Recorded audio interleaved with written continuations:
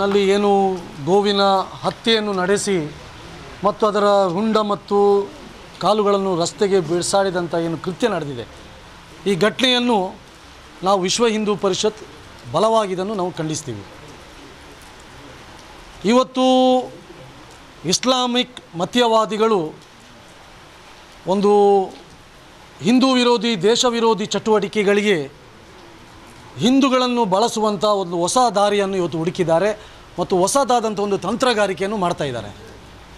ಮೊನ್ನೆ ಸುಭಾಷ್ ಶೆಟ್ಟಿ ಹತ್ಯೆಯಲ್ಲಿ ಕೂಡ ನಿಷೇಧಿತ PFI ಸಂಘಟನೆಯವರು ಕಳಸದ ಇಬ್ಬರು ಅಮಾಯಕ ಹಿಂದೂ ಯುವಕರನ್ನು ಸುಭಾಷ್ ಶೆಟ್ಟಿಯ ಕೊಲೆಗೆ ಬಳಸಿದ್ದಾರೆ. ಅದೇ ಇವತ್ತು ದೇಶದ ಬೇರೆ ಬೇರೆ ಕಡೆ ಈ ರೀತಿಯ ಘಟನೆ ನಡೆದಂಥ ಸಂದರ್ಭದಲ್ಲಿ ಹಿಂದೂಗಳು ಸಿಕ್ಕಿ ಬೀಳುತ್ತಿರುವುದು ಒಂದು ಆತಂಕಕಾರಿಯಾದಂಥ ಸಂಗತಿ ಇವತ್ತು ಹೊರಗೆ ಬರ್ತಾ ಇದೆ. ಅದರಲ್ಲೂ ಇವತ್ತು ಬ್ರಹ್ಮಾವರದಲ್ಲಿ ಮೊನ್ನೆ ನಡೆದಂತಹ ಯಾವುದು ಗೋವಿನ ಹತ್ಯೆಗೆ ಸಂಬಂಧಪಟ್ಟ ಹಾಗೆ ಈಗಾಗಲೇ 6 ಜನ ಹಿಂದೂಗಳನ್ನು ಅಲ್ಲಿಯ ಸಮೀಪದ ಪರಿಸರದವರನ್ನು ಇವತ್ತು ಬಂಧನ ಮಾಡಿದ್ದಾರೆ. ಹಾಗಾಗಿ ಇದು ಕೇವಲ 6 ಜನರು ಮಾಡಿದಂಥ ಕೃತ್ಯ ಅಲ್ಲ, ಇದರ ಹಿಂದೆ ಒಂದು ವ್ಯವಸ್ಥಿತವಾದಂತಹ ಗೋ ಮಾಫಿಯಾದ ದಂಧೆ ಇದೆ.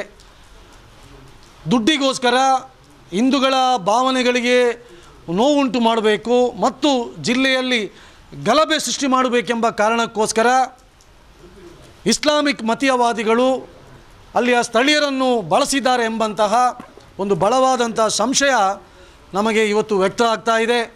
ಅದಕ್ಕೋಸ್ಕರ ನಾನು ಮಾನ್ಯ ದಕ್ಷಿಣ ಇಲ್ಲಿಯ ಉಡುಪಿ ಜಿಲ್ಲೆಯ ಪೊಲೀಸ್ ವರಿಷ್ಠಾಧಿಕಾರಿಗಳಿಗೆ ನಾನು ಇದನ್ನು ಉನ್ನತ ಮಟ್ಟದ ತನಿಖೆಯನ್ನು ನಡೆಸಿ ಇದರ ಹಿಂದೆ ಯಾರಿದ್ದಾರೆ, ಯಾರು ಈ ಕೃತ್ಯ ನಡೆಸಿದ್ದಾರೆ, ಇವರಿಗೆ ಯಾರು ಬೆಂಬಲ ಕೊಟ್ಟಿದ್ದಾರೆ ಮತ್ತು ಗೋವನ್ನು ಹತ್ಯೆ ಮಾಡಿದ ನಂತರ ಆ ಮಾಂಸಗಳನ್ನು ಎಲ್ಲೆಲ್ಲಿ ಮಾರಾಟ ಮಾಡ್ತಾಯಿದ್ರು ಮತ್ತು ಯಾರು ಇವರಿಗೆ ಗೋವನ್ನು ತಂದು ಕೊಟ್ಟಿದ್ದಾರೆ ಎಂಬುದು ಇನ್ನೂ ಮಾಹಿತಿ ಹೊರಗೆ ಬಂದಿಲ್ಲ.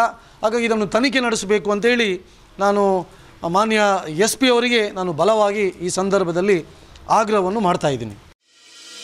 ಕ್ರೈಸ್ಟ್ ಕಿಂಗ್ ವಿದ್ಯಾಸಂಸ್ಥೆ ಕಾರ್ಕಳ ನಿಮ್ಮ ಮಕ್ಕಳ ಭವಿಷ್ಯಕ್ಕಾಗಿ ಒಂದು ಉತ್ತಮ ಆಯ್ಕೆ.